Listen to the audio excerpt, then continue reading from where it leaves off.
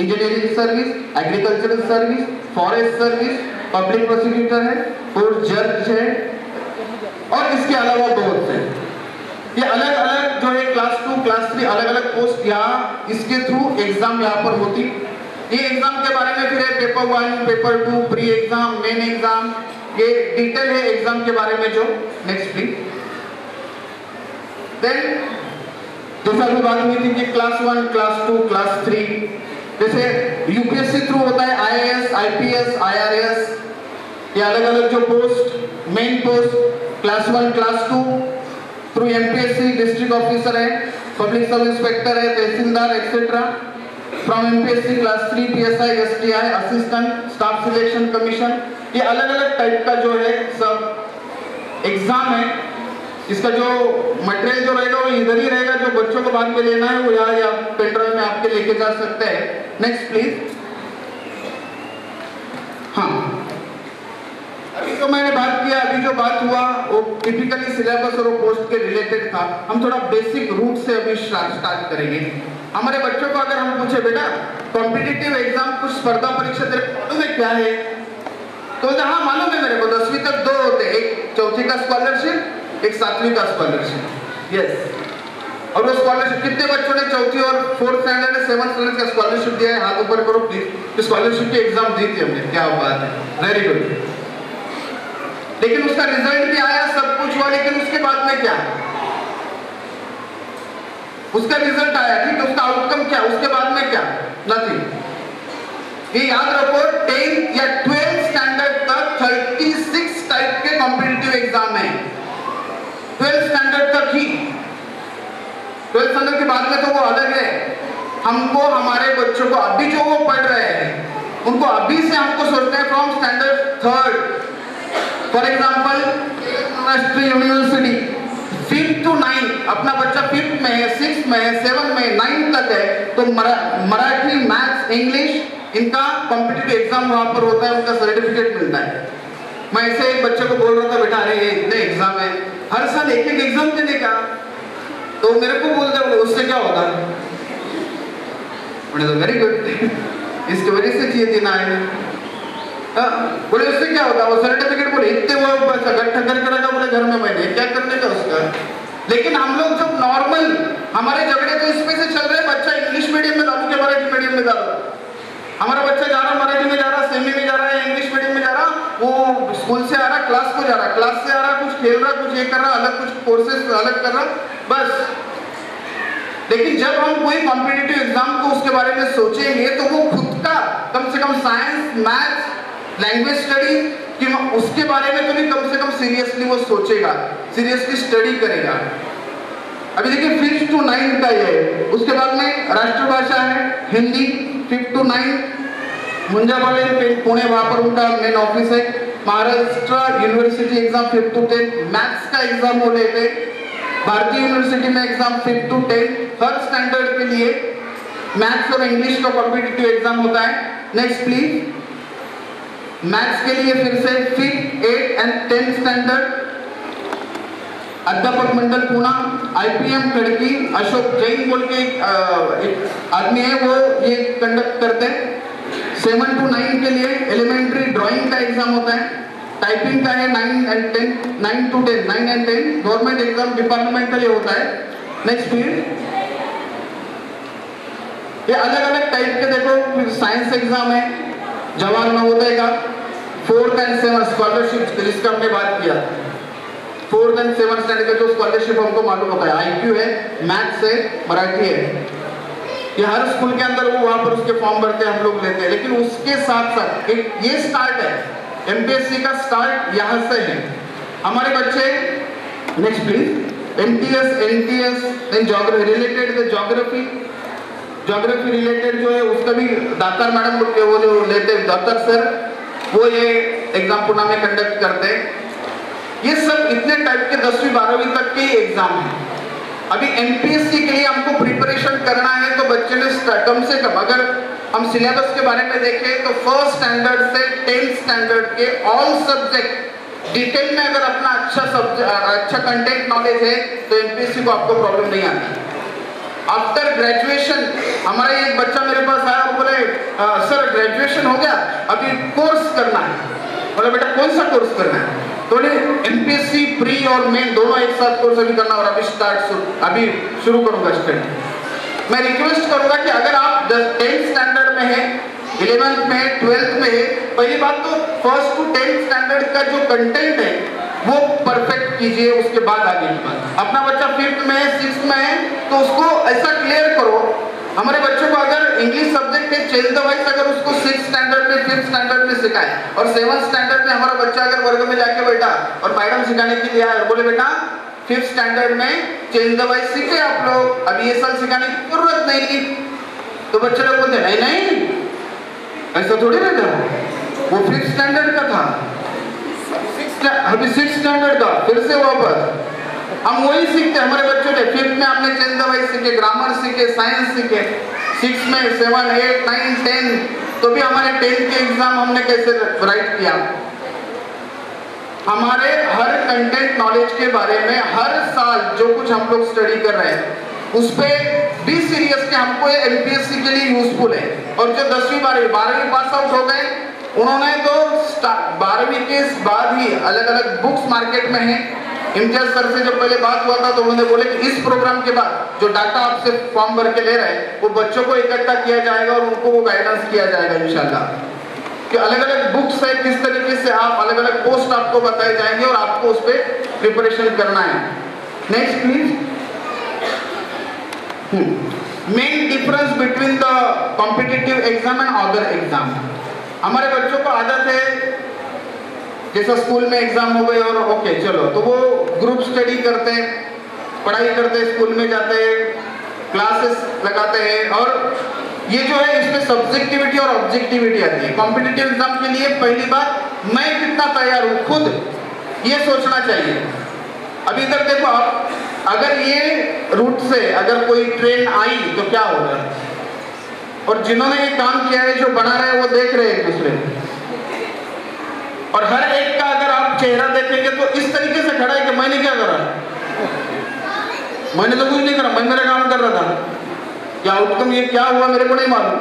हर एक उस टाइप से खड़ा है। और होने के बाद कॉम्पिटिटिव एग्जाम का मसला ये है कि पहले खुद प्रिपरेशन खुद में, हमारे बच्चों को यहाँ से शुरुआत है। हमारा बच्चा थोड़ा सा अगर कोई मार्क्स हो कोई सब्जेक्ट में कम लाता है तो उसको किस तरीके से हम बात करते हैं, उसको किस तरीके से एज ए मोटिवेशनल हम उसको बोलते हैं, यहाँ से उसकी शुरुआत होती है। क्योंकि बच्चों लोग जो बोलते हैं हम जो स्टडी करें, सिंपली कोई एग्जांपल है, अभी हमारे एक कॉलेज में एक एग्जांपल हुआ, एक बच्चा एक लड़की बीएससी अच्छे मार्क्स से पास आउट हो गई और हम राह देख रहे कि एमएससी को एडमिशन लेगी, अभी आएगी, लास्ट डेट है कल। वो बच्चे को फोन कर रहे हैं उसके अब्बा को, अरे आओ बच्चे का एडमिशन। नहीं नहीं इतना कहाँ सिखाने का, इतना कहाँ सिखाने का, फिर और शादी का होगी। देखो थिंकिंग लेवल, इतना का एमएससी वगैरह नहीं कराने का। अरे बोले बाकी कुछ प्रॉब्लम है, कुछ प्रॉब्लम है तो फीस भर देंगे कॉलेज वाले, कुछ टेंशन नहीं, बच्चा होशियार है उसको पढ़ाओ। नहीं नहीं नहीं बोले नहीं पढ़ाने का। थिंकिंग अबाउट एक दूसरा, उसके बाजू में दूसरा एक एग्जांपल, अभी लास्ट जब प्याज महंगी हो गई थी उस टाइम पे एक आदमी के कम से कम 2.5 लाख रुपया 8 दिन में कमाया उसने, 2.5 लाख रुपया प्याज के अंदर कमाया। और उसके बच्चे को वो जब कॉलेज लेके आया तो बोला सर अभी लास्ट हफ्ते में मैंने 2.5 लाख रुपया कमाया, लेकिन मेरे बच्चों को मैं खेत में खड़े नहीं करूंगा, अभी प्लीज थोड़ा ध्यान दे के सुनो, मेरे को मालूम है दोपहर का टाइम है। वो बोले मेरे बच्चों को मैं खेत में नहीं जान दूंगा, अभी वो बोल रहा है अभी 2.5 लाख आए यार, अपना खेत इतना बड़ा है, क्या टेंशन लेने का, कहीं को पढ़ाई करने का, क्या करने का। वो बोले जब तक मेरा बच्चा बीएससी एमएससी एग्री होता नहीं तब तक मैं उसको खेती में नहीं आने दूंगा। तो सादा एग्जांपल है, अपना कुछ भी बिजनेस रहने दो, वड़ा पाव का रहने दो, मुर्गी का रहने दो, अंडे का रहने दो, कुछ भी रहने दो, 10वीं पास आउट हो गए बच्चे का वड़ा पाव का दुकान, और ग्रेजुएशन होने के बाद उसका वड़ा पाव का एक होटल, टेस्ट में चेंज रहेगा कि नहीं रहेगा, क्वालिटी में चेंज रहेगा कि नहीं रहेगा, सर्विस में चेंज रहेगा कि नहीं रहेगा, उसकी थिंकिंग लेवल अलग रहेगी कि नहीं रहेगी। कुछ लोग अभी तक हमारे ऐसे सोच रहे काय का कॉम्पिटिटिव एग्जाम, काय की स्पर्धा परीक्षा, हमारा अपना बिजनेस सेट है, हमारे बच्चों को उनके लाइन पे लगा रहे, बच्चे भी बोल रहे हैं हमारे घर ओके चल रहा है सब जाके, nothing, you have to complete your education first. वो पहले पूरा करो, देन उसके बाद में फिर जरूर आप जो भी बिजनेस कर रहे हो वो करो। अभी आप बोलेंगे कुछ, ये बोलेंगे आप एमपीएससी के बारे में बोल रहे थे बिजनेस, लेकिन नहीं, कुछ लोगों को वही टाइप होते हैं हमको बिजनेस ही करना है, तो हम क्यों सीखे फिर आगे, कम से कम ग्रेजुएशन उसके बाद अगर, और ये इंडिविजुअल हर एक की जिम्मेदारी है। Next please, next. अगर ये इंडिविजुअल खुद सोचे तो फिर हम कितने दूर तक जाएंगे, वो खुद उस बंदे पर वो प्लीज।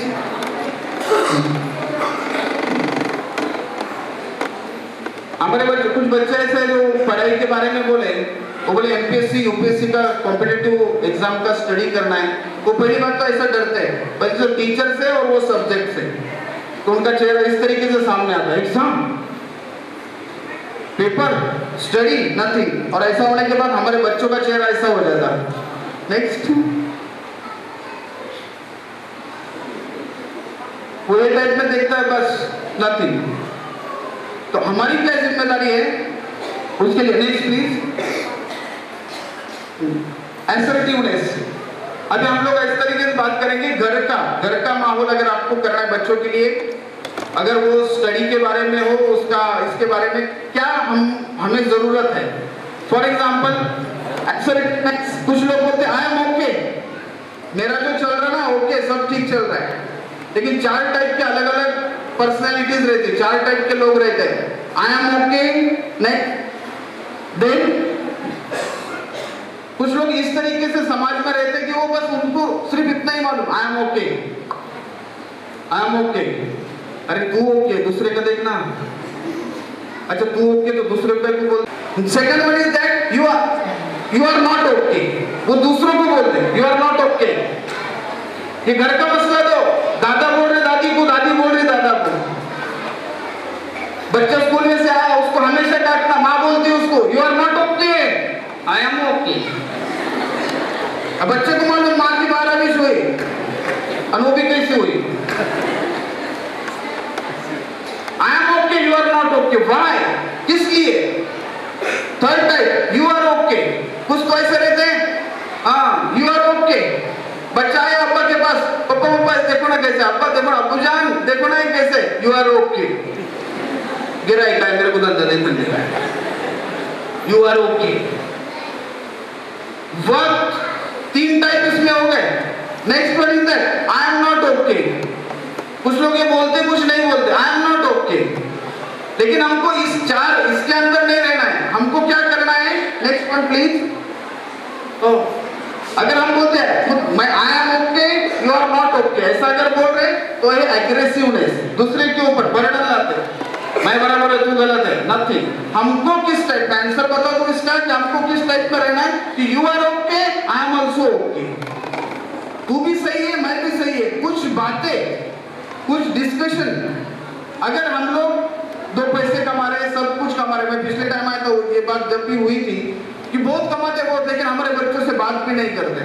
बहुत से घर में ऐसा है कि घर पे आते एक टाइम का खाना भी घर पे साथ में नहीं खाते, कम से कम रात को एक साथ खाने को एक दस्तरखाने पर बैठे और बात करें, बेटा क्या हुआ स्कूल में आज, अच्छा टीचर ऐसा बोले, ओके क्या बात है, अच्छा हाँ कितने बजे गया स्कूल में, कितने बजे आया, तेरे फ्रेंड के नाम बोल मेरे को, अच्छा ओके। उसको लग रहा है, उसको लग रहा है हाँ यस मेरे ऊपर ध्यान है, मेरे अम्मी अब्बा का, मेरे दादा दादी का ध्यान है। कभी उसके स्कूल में जाओ, हमारे स्कूल के अंदर, हमारे इंग्लिश मीडियम का स्कूल, उसके अंदर हम रिक्वेस्ट करते, तभी मुस्लिम पेरेंट्स, बहुत गलत लगता है बात करने के लिए, मीटिंग कोई नहीं आते, एमपीएससी को दूर रही, मीटिंग कोई नहीं आते, टाइम भी नहीं। अम्मी क्या तो बोले बेटी मीटिंग से क्या बोलने का डर लगता बोले, और अब्बा बोले क्यों तो टाइम नहीं। सिंपल सिंपल बोल। नेक्स्ट वन, वक्त कम है, मुझे ऐसा लगता हमारे हर घर में बोले अच्छा माँ के पैरों के नीचे जन्नत क्या, फिर अब्बा का कैसे क्या, अब्बा का क्या, तो बोले बेटा माँ के पैरों के नीचे जन्नत होती है और जन्नत का दरवाजा अब्बू जान है। अगर माँ बाप इतने बड़े हैं तो दादा दादी खुद जन्नत है, याद रख। लेकिन वो समझने वाले को इशारा करना, वो समझ जाए तो इट इज द एटीट्यूड। उसको बोलते घर के अंदर की यूनिवर्सिटी है हमारे बच्चों को, पढ़ाई के लिए हो या आदतों के लिए हो। जिसके घर में दादा दादी है वो बच्चे खुश नसीब है आज के दौर में। तो next one please, next one, we have only 3 minutes। नेक्स्ट सपने पूरे हो गए, अभी सर ने बताए थे, अभी जो बात कर रहे थे इसके पहले, सपने पूरे हो गए, लेकिन आप सपने देखने शुरू तो करो। आज के प्रोग्राम में रिक्वेस्ट करूंगा आप सबसे, आज यहाँ पर आए बहुत से अलग अलग देश से, अलग अलग काम से लोग आते हैं। वो बोलते चलो प्रोग्राम भी हो जाएगा, पुणे में थोड़ा खरीदी भी हो जाएगी, चलो घर पे जाएंगे फिर उसके बाद में। खरीदी पुणे आए, आप प्रोग्राम को आए, यहाँ से बच्चों लोग आपके लिए रिक्वेस्ट कर रहा हूं मैं, कसम लेके जाओ यहाँ से, सोचो उस बारे में कि मैं यहाँ आज का प्रोग्राम किया ना कुछ मेरे लाइफ के बारे में, मेरे फ्यूचर के बारे में सोच के जाऊंगा, कुछ ना कुछ तो मैं सोचूंगा, शुरू तो करूंगा यार, सपने देखने के लिए पैसा नहीं लगता यार, शुरू तो करूंगा इंशाल्लाह। और नेक्स्ट प्लीज, हाँ, पहुंचकर अश्क अपनी आंखों से मुस्कुराओ तो कोई बात बने। रोते रहते जब पहली बात हुई, हमारे इम्तियाज सर ने बताया, कोई रोते रहते क्या करने का हो, हमारे अंदर ऐसा नहीं, हमारा बच्चा होशियार नहीं, हमारे के पास पैसा नहीं, हमारे, याद रखो ऐसा कुछ भी नहीं। फॉरेन, आपको फॉरेन में जाकर वहां पर पढ़ाई करके इधर ला सकते, इतना सारा अमाउंट, इतने सारे लोग हैं, लेकिन जिम्मेदार लोग लेने वाले चाहिए। मुस्कुराओ तो कोई बात बढ़े, सर झुकाने से कुछ नहीं होगा, सर उठाओ तो कोई बात बढ़े। जिंदगी भीख में नहीं मिलती, जिंदगी बढ़ के छीनी जाती है, अपना हक संगदिल जमाने से छीन पाओ तो कोई बात बने। सर झुकाने से कुछ नहीं होता, सर उठाए तो कोई बात बढ़े।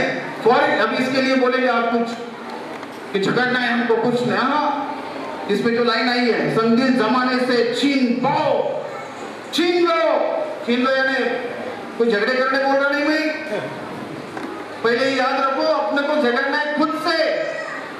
अम्मी अब्बा बोलते बेटा फजर के नमाज को उठ, हाँ कल से कल नहीं आ रहा, अरे फजर के नमाज से आया बेटा, 1 घंटा अभ्यास करते बैठ, स्टडी करते बैठ, हाँ क्या तेरा पाठांतर वगैरह ओके सब, नो टेंशन। लेकिन नहीं, हमको खुद से झगड़ना है पहले, यार मुझे अच्छी आदतें लगाना है, एंड देन फिर मैं स्टडी करूंगा और मैं बड़ा इंसान बनूंगा। नेक्स्ट प्लीज, ये 5 चीजें अब्दुल कलाम सर बताते हैं, आई एम द बेस्ट, रोज खुद को बोलो आई एम द बेस्ट, और एक याद रखो प्लीज, सिर्फ खुद को बोलो।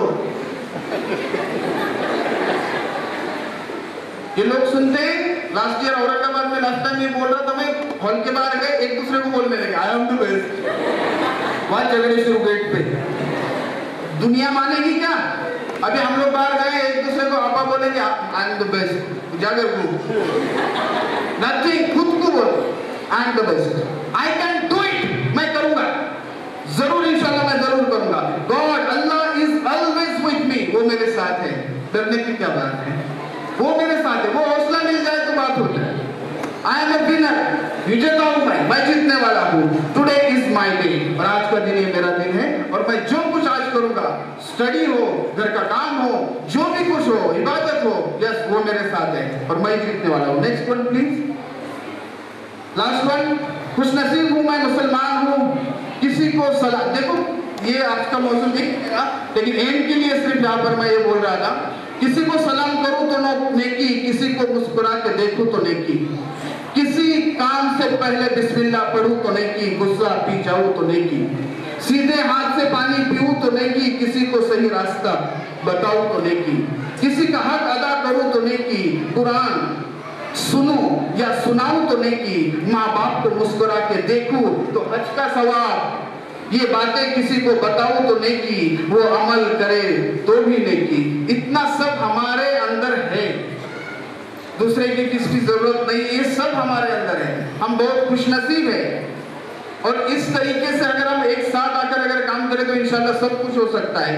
नेक्स्ट प्लीज, और ये जो बात है वक्त की वजह से थोड़ा सा हमने फास्ट किया, जाते वक्त यही कहूंगा कि इसके बाद जो आप फॉर्म फिलअप करके देंगे इंशाल्लाह, उसके बाद जो कुछ कैंडिडेट उधर आएंगे उनको एमपीएससी के बारे में, उनके सब्जेक्ट एग्जाम टाइम, उसकी रेगुलरिटीज के बारे में जरूर बताया जाएगा। मैं और एक बार आप जमात के सभी जिम्मेदाराना हजरात, इम्तियाज सर और सभी जहांगीर सर, आप सबसे यहाँ पर आपने मेरे को बुलाया, इसलिए मैं आपका शुक्रिया अदा करता हूँ। इंशाल्लाह फिर मुलाकात होगी।